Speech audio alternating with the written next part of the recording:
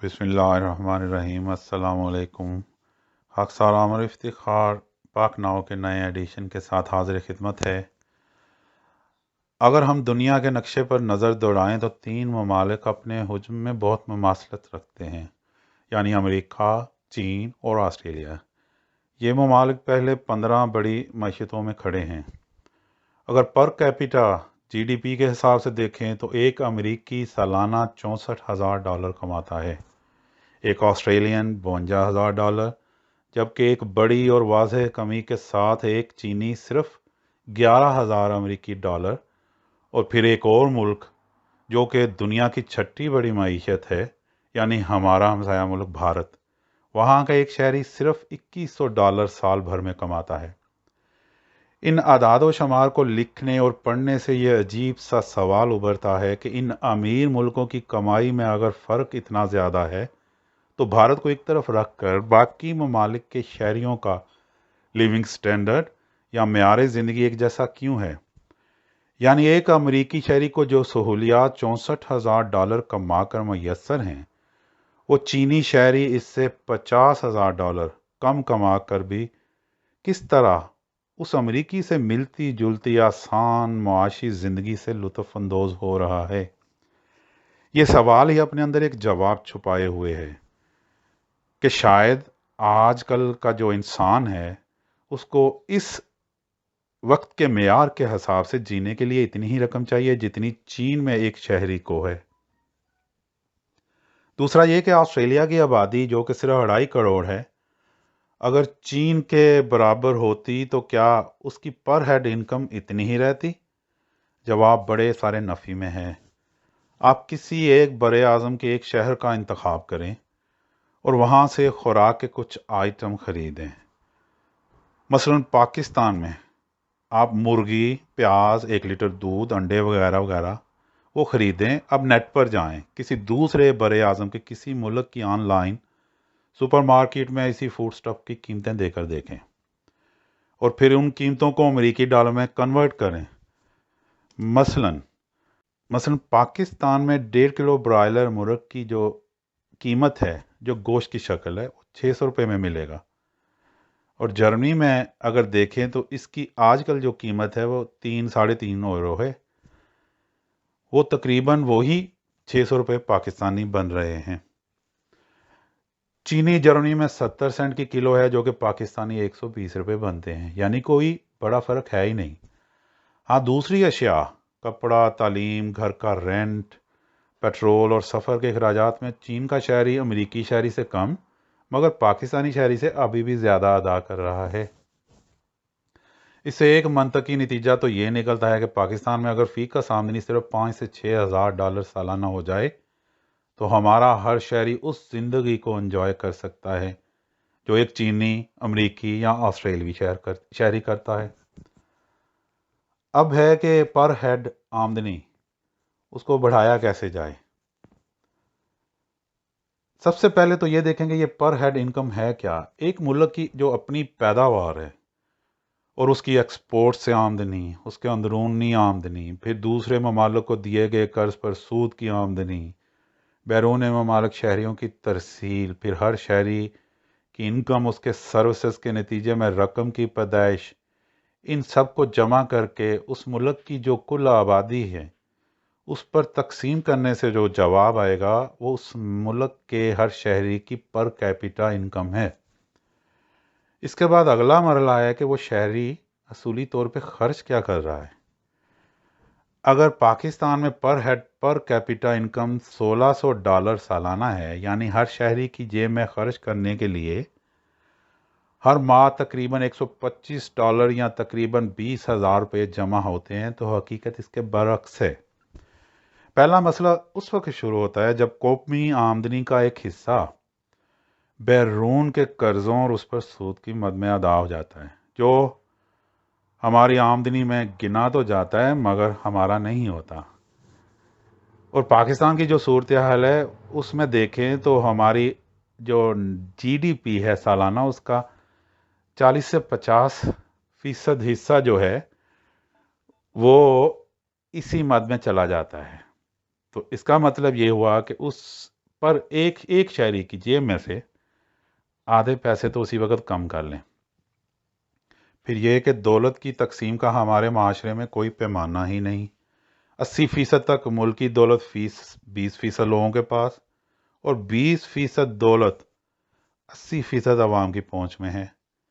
इस कबाहत की वजह से 80% अवाम बाकी मानदा 10,000 से भी महरूम रहेगी।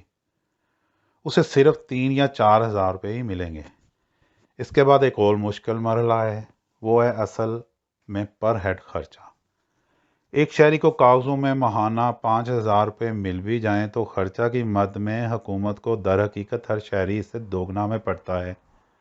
वो इस तरह के चंद अमीर ख़ानदानों की जेब में पैसे का टिक जाना हुकूमत को गरीब कर देता है, और नतीजतन बाकी शहरियों को कम अज़ कम मयार मुहैया करने के लिए सब्सिडाइज्ड इकॉनमी का मॉडल इख्तियार करके डंग टपाओ का फार्मूला ईजाद करना पड़ता है। मतलब हर शहरी की आमदन और खर्च में इस फ़र्क को कर्ज लेकर या दूसरी जगहों जैसे तालीम, सेहत जैसी बुनियादी ज़रूरियात की मद से निकाल कर शहरियों की सांसें बहाल रखने पर खर्च करना पड़ता है।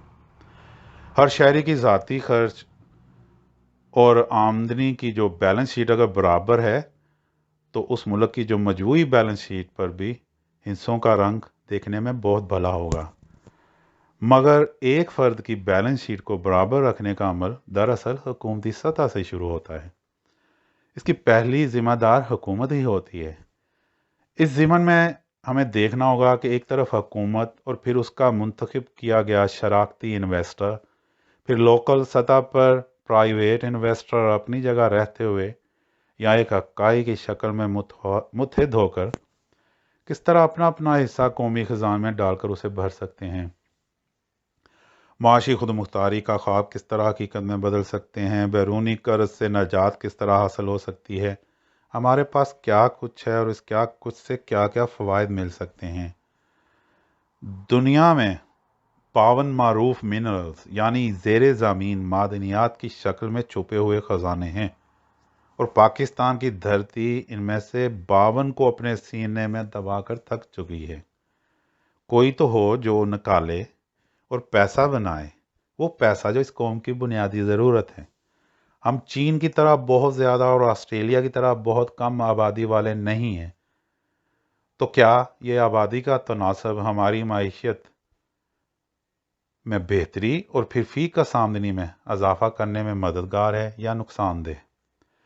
ज़राअती और सनती सेक्टर पर हर रोज़ आप बातचीत सुनते हैं, नशरियात में, अखबारात में आप किस्म किस्म की तजावीज़ या उन जैसे मसाइल के हल पढ़ते, सुनते और देखते रहते हैं। मेरा मकसद इस वक्त आउट ऑफ वे जाकर ज़रा छोटे सेक्टर्स को सामने लाना है, जिनमें से हर एक अपनी जगह अहमियत का हामिल है और बग़ैर किसी बड़ी कोशिश के कौमी ख़जाने में इजाफा का बायस बन सकता है। आज के वीडियो कॉलम में पहली तजवीज़ पर कुछ कहूँगा, फिर इससे मुंसलिक अगले वीडियो कॉलम में चंद और गैर मारूफ सेक्टर्स पर इंशाल्लाह बात होगी। मेरी पहली तजवीज़ ऑस्ट्रेलिया से लिए गए एक मॉडल से है। ऑस्ट्रेलियाई आबादी में हर 28वां फ़र्द गैर मुल्की तालिब इल्म है, और यूनिवर्सिटी को किसी और मुल्क में कमाई का ज़रिया समझे ना समझे, मगर हकीकत यह है कि ऑस्ट्रेलिया अपनी 43 या 43 यूनिवर्सिटी से उनमें जो 9 लाख गैर मुल्की तालिब इल्म हैं उनके ज़रिए सालाना 10 अरब डॉलर जो अमरीकी डॉलर्स हैं वो हासिल कर रहा है।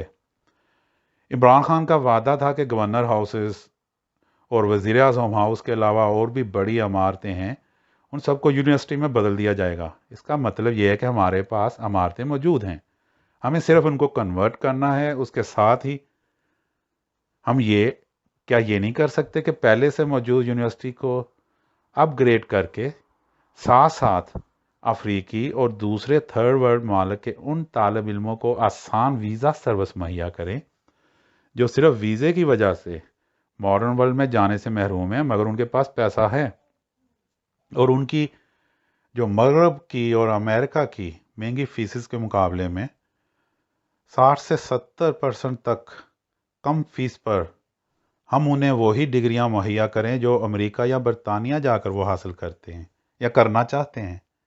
ये कोई अनहोनी तो है नहीं, हम 70 और 80 की दहाई में ये कर चुके हैं।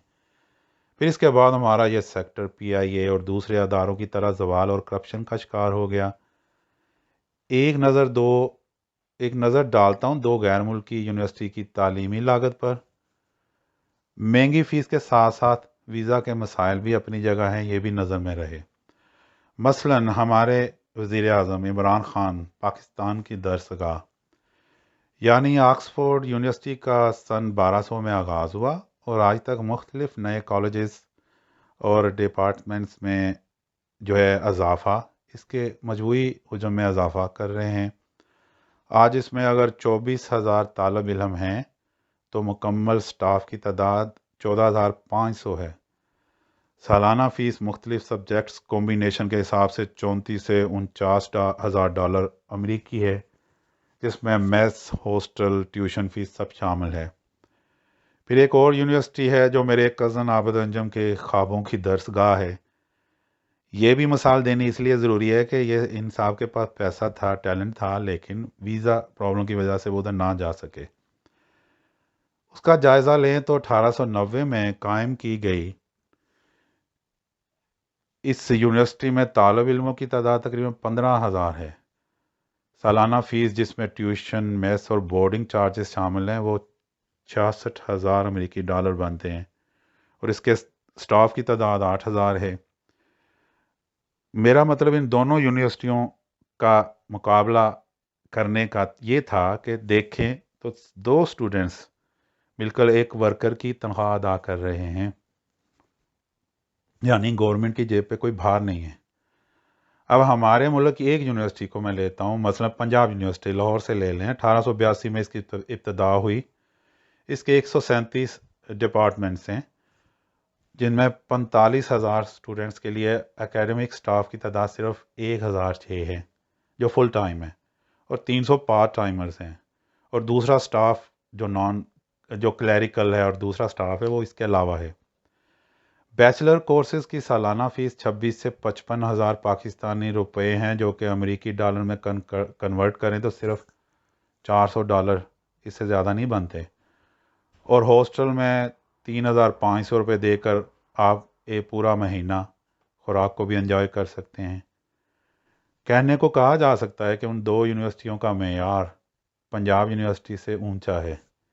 एक वक्त था ये फ़र्क बहुत बड़ा था, मगर अब मॉडर्न लिंकिंग की वजह से और कोर्सेज और लर्निंग मटेरियल में जो है सिमिलैरिटी की वजह से कुछ ख़ास फ़र्क नहीं है। मगर आप दूसरी तरफ देखें तो पढ़ाई की लागत में ज़मीन आसमान का फ़र्क है। बस करना ये होगा कि हमें इमरान ख़ान की वजह से बैरून मुल्क जो पाकिस्तान का बेहतर इमेज है उसको कैश कराना होगा। अपनी एजुकेशन सिस्टम की मशहूरी को एक मुनासिब सी लॉबिंग कंपनी के हवाले करना होगा। इन ममालिक में पाक एम्बेसीज और हाई कमिश्नर्स के जो ऑफिस हैं, उन हर एक में एक खुसूसी डेस्क सिर्फ इस मकसद के लिए कायम कर दें तो इस काम में और बेहतरी आ सकती है। अफ्रीकी और गरीब अरब ममालिक जैसे मराकश, तुनीस, अलजायर, उनकी ख़वातीन जो तालिब इल्म हैं, खुसूसन इस्लामी मुल्क होने की वजह से पाकिस्तान को प्रेफर करेंगी। क्यों ना हम एक दो नई बड़ी यूनिवर्सिटीज़ सिर्फ ख़वातीन के लिए कायम करें, गो के पहले भी मौजूद हैं। इसका एक मॉडल चनाब नगर यानी कि रवा में नुसरत जहां यूनिवर्सिटी फॉर वुमेन की शक्ल में बड़ी कामयाबी से चल रहा है। ये इदारा टोटली प्राइवेट है। फिर इसके साथ ही क्या होगा कि आपको एकेडमिक स्टाफ के साथ साथ कम तालीम याफ्ता मगर स्किल्ड क्लरिकल स्टाफ और सेमी स्किल्ड स्टाफ जैसे ड्राइवर्स, कुक, माली और सिक्योरिटी गार्ड्स की ज़रूरत होगी, यानी जॉब्स पैदा होंगी। और उन्हें तनख्वाह कौन देंगे? गैर मुल्की तालिब इल्म। मौजूदा हुक्मरानों ने रोड्स और मोटरवेज़ को इनके मुतल्लका अथॉरिटीज़ के हवाले करके ख़ुद को अलहदा कर लिया है। इसी तरह के मॉडल हम इधर भी अडॉप्ट कर सकते हैं, यानी प्लानिंग हम देंगे जिस तरह उन्होंने रोड्स में किया है कि इन्वेस्टर आप ढूंढें, खर्च इन्वेस्टर करे, निगाह आप रखें, और इन्वेस्टर जो है आइंदा 20-30 सालों में टोल लगाकर अपनी इन्वेस्टमेंट वापस हासिल करने के साथ मुनाफा भी कमाएगा। हुकूमत इस मद से बचने वाली रकम तालीम और सेहत पर लगा रही है। کیا ہم تعلیم کے شعبے کو بھی ایک کارپوریشن کا درجہ دے کر اور غیر ملکی طالب علموں کو متوجہ کر کے زر مبادلہ نہیں بڑھا سکتے؟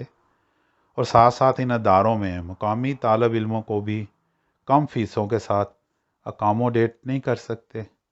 اس موضوع پر بقیہ تجاویز پر بات ہوگی آئندہ ویڈیو کالم میں۔ اب اجازت چاہتا ہوں۔ پاکستان زندہ باد۔